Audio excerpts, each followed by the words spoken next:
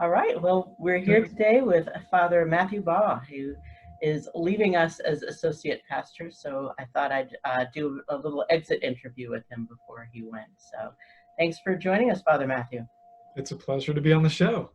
We just need a peace lily.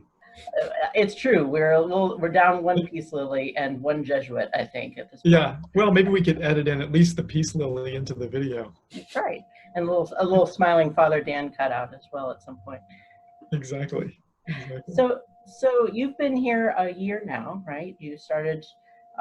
When did you actually start as associate pastor?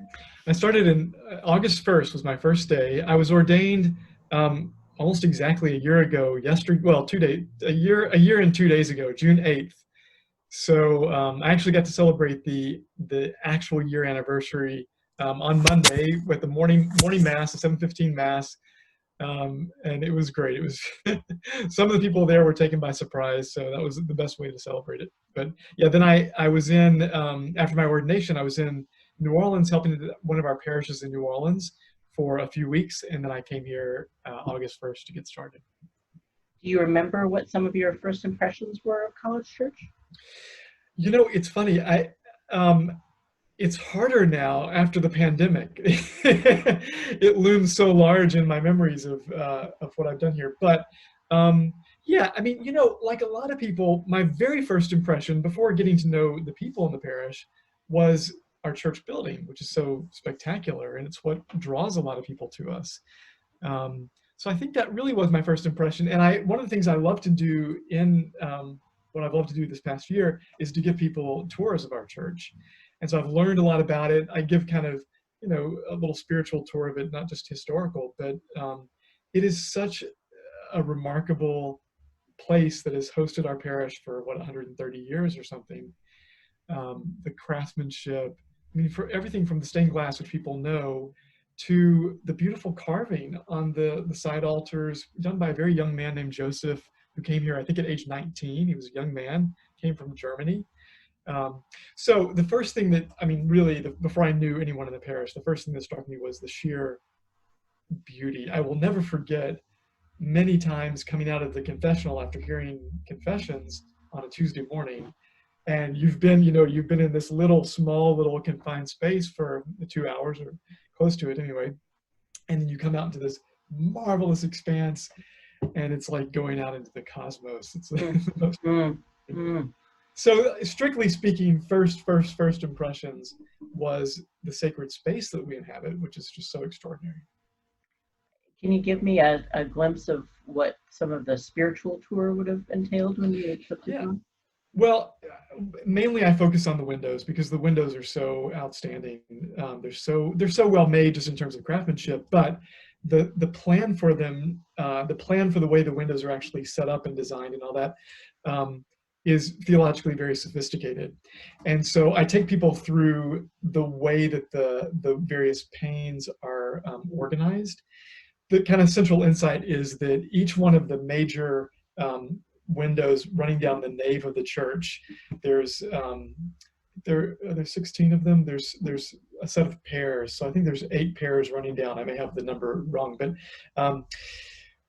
each one tells the story of one saint primarily. You see kind of interestingly in some saints' lives, other saints are heavily involved. And so in a couple of those, you've got other saints that are also featuring, but mainly it tells the life of one saint.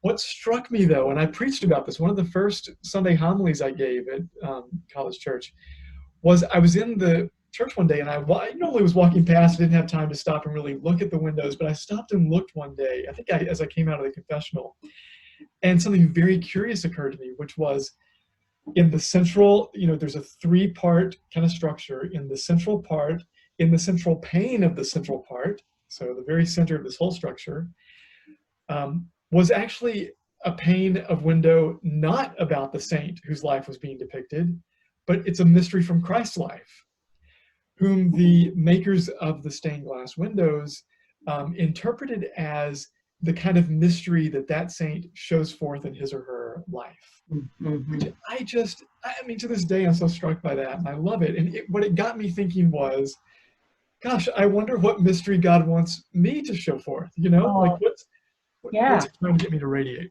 Wow. So I've prayed a lot with those windows. Actually, you know, but maybe some of the watchers wouldn't know that I made my own personal retreat just a couple of weeks ago.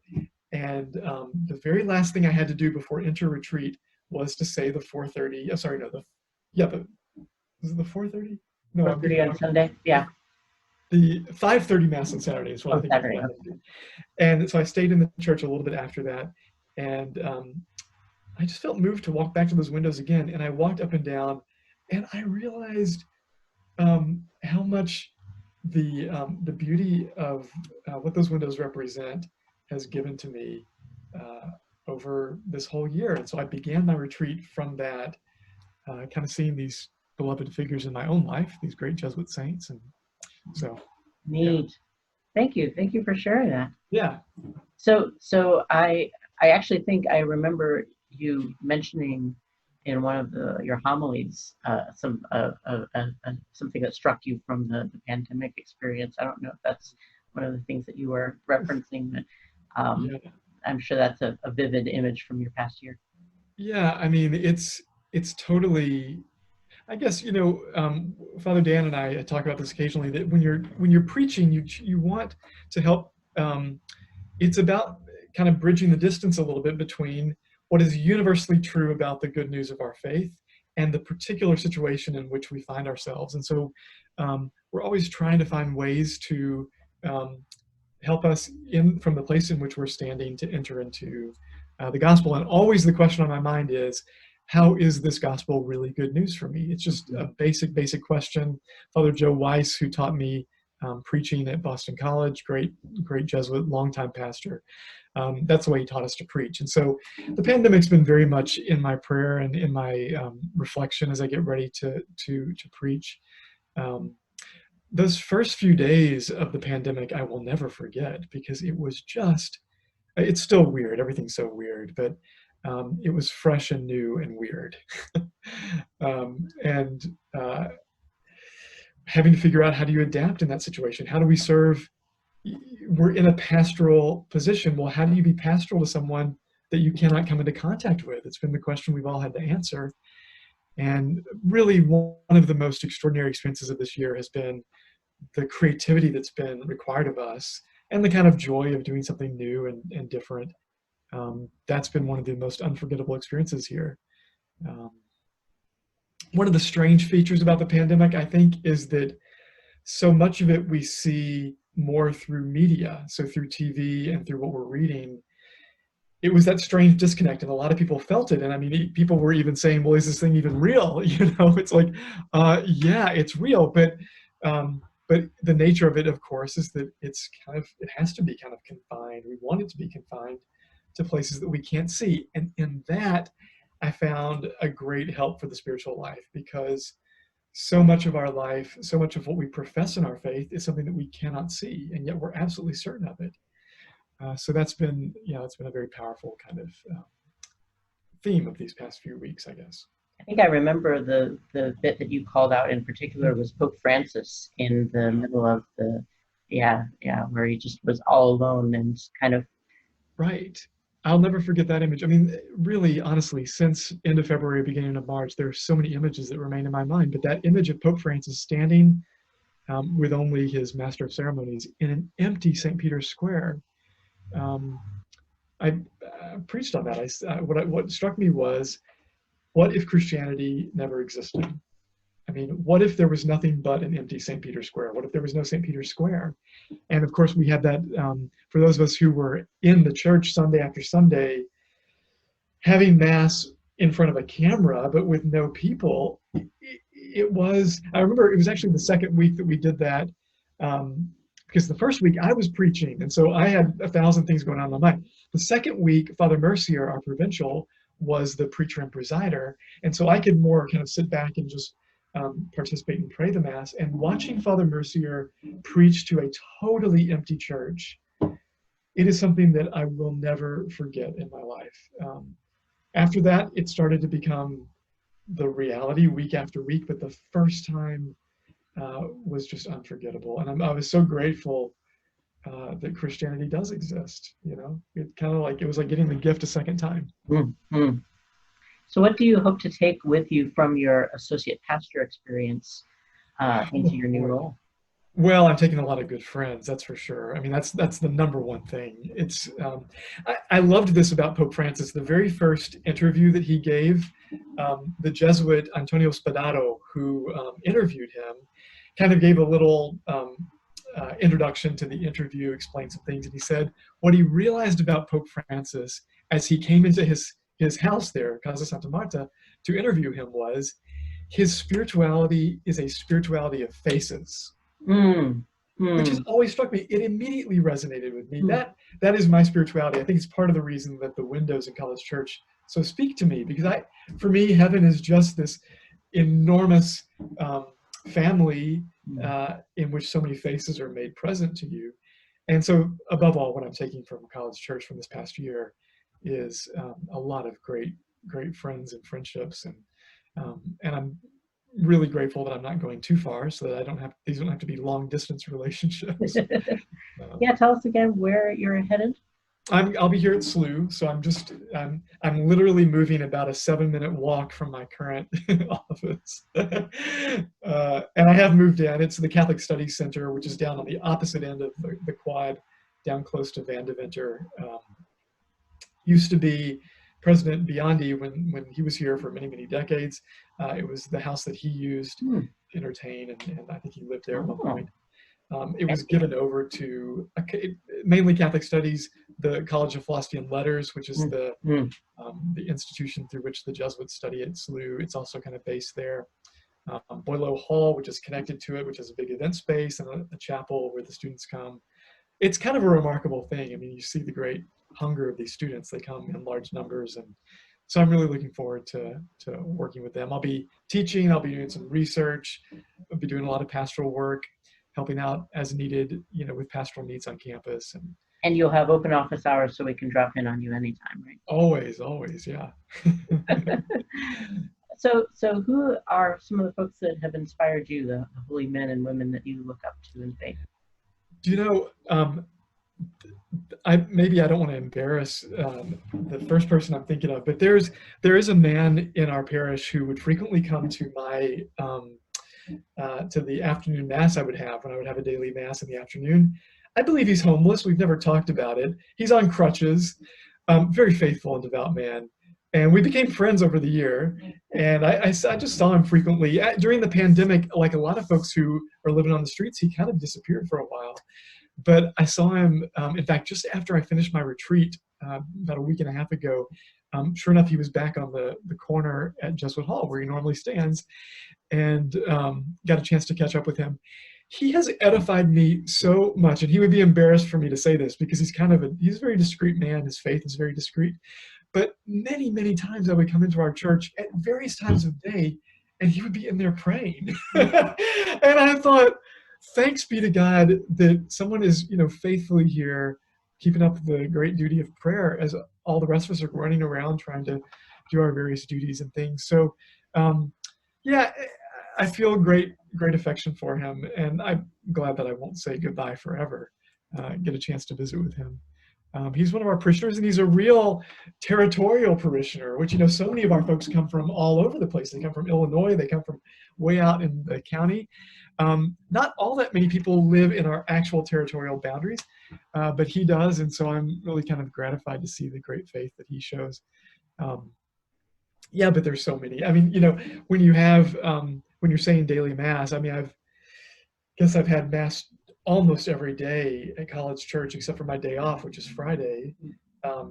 Just about every day since August, except for the one day off a week. And so you get to know the folks in particular who come to daily mass every day or frequently, and you do form a real friendship and a deep connection with those folks. And of course, on the weekends, the thing that I loved best before the pandemic was standing at the back of the church and just greeting people you haven't seen all week, and catching up with them. Some of our elderly folks who, really they can only make it for that one shot, and they're quite frail, but by golly, they're there every week. Really loving this. Those people have had a chance to have dinner with them multiple times and go to people's homes, and that's been a great joy. So how about a fun fact that somebody might not know about you in the parish? Oh, golly. Yeah, I probably should have thought of that beforehand. A fun fact that people don't know about me. Well, yeah, okay. Well, this is kind of a funny one. I think people who know a little bit about me know that I love languages. Um, when I was in college, I ended up going with a group of people down to Haiti, a group of people from my undergraduate institution, and I got kind of hooked, and I wanted to go back. So I went back for a full summer when I was, I guess I was a junior. Yeah, I was a junior, rising senior in college. Went back for the whole summer, and what I went back to do was to work with this American, she's now a Benedictine sister. In those days, she was there in this very rural area of Haiti, working in a health clinic. And she had this deep longing to produce some radio programs that would teach people about basic health stuff that she would see frequently in the clinic, because folks were, I mean, we were out in the middle of really a very rural area. People would walk sometimes for 8 hours away to get medical consultation because there was no healthcare.